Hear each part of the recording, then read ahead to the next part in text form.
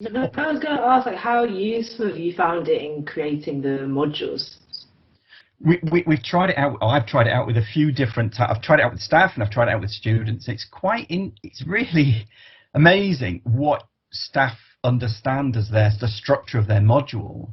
So when you ask staff to build, you suddenly say you do some basic exercises to get them warmed up a little bit and get them used to using Lego, and then when you say build a module, they go, oh my, what am I going to build? And then the pressure's there, and it's quite quick. It's only about 4, 5, maybe 10 minutes maximum build. And amazingly, the staff could build a structure of their module, and then they could talk about it. And it's amazing how it translates what's in your head. Having something physical.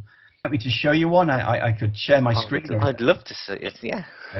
So this group build was something built by students, and we'll probably go into the process later, but individually they built the model, and then together they built a model, and this is a model of what they would like a module to be like. Okay. So this actually it was a very good module to start with, but you can see there's a start point. It says start, there's a gateway, and there's some students, and then there's kind of a gradual increase of complexity. It's low at the start, then it gets more and more complex. Yeah. And then interestingly, there's this huge kind of structure at the back, which is steps. Now that represents kind of increasing your skill level and confidence to the final assignment. So your final assignment is there. You go through that window, and it's there at the top. And within it, without going into too much detail, there's things like there's an activity for each of the stage levels. There's guidance at each stage.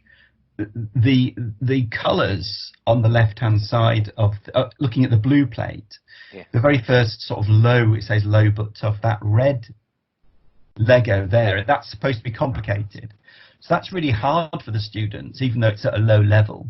So red means hard, and then green means easy.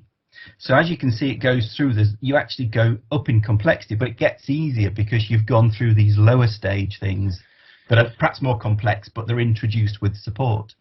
So there's a lot of things the students are talking about. This kind of easy at the beginning, but lower level at the beginning, but it's complicated. But we do easy things to make it as easy as we can, and then we build up to something more complexity. And at the back of there, you see a tall red tower of bricks with some flowers on top. Now, can you think of what that might represent as from a student point of view? Deborah.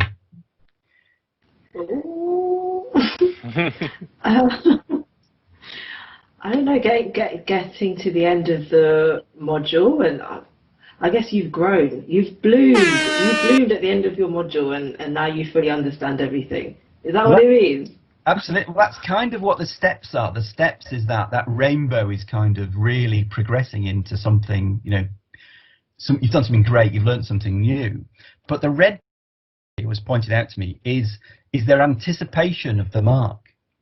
So actually you do a lot of work as a student, and then actually, we as tutors, we then have to go away and we have the long task, of assessment. Yep. But then while that's happening, the students are really anticipating what that mark's going to be because they've put so much great work in. So this is an experience of a module. So the first module we saw was really quite planned. This is actually not a design for a module. This is the student's experience of a module. So what do you think the student's experience of this module might be, for example? Not good. It's chaos. It's absolute chaos, isn't it? And how fascinating. This is a real module, okay?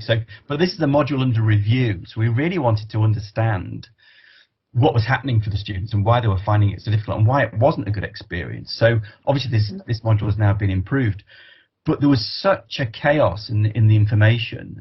And actually, it's interesting that what happened with the chaos that was in the module itself, you can see the back top corner. There's someone at home in a room, and that's where they did all their learning, because they didn't find the way it was being taught easy to understand.